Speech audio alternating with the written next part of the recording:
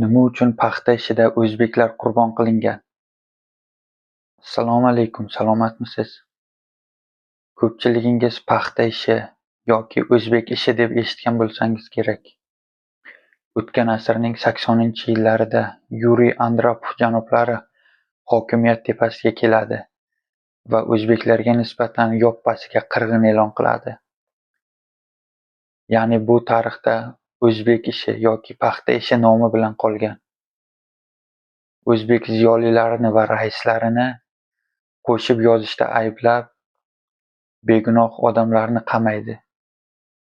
Hech o'ylab ko'rganmisiz, nima uchun aynan o'zbek ziyolilari qurbon bo'ldi? Bu haqida O'zbekiston xalq yozuvchisi O'tkir Hoshimov o'zining Tushda kechgan umrlar asarida shunday yozadi. Qo'shib yozish hamma joyda bo'lgan. Aybni esa kelib-kelib o'zbekka yopishtirishdi. Sababi shuki, armaniga osilsa, o'sha kuni armani ko'chaga shior ko'tarib chiqadi. Arman xalqidan qo'lingni tort deydi. Gurjiga tashlansa, gurji ko'chaga chiqadi. Nega xalqni haqorat qilasan deydi. Sen bilan biz o'zbekmiz.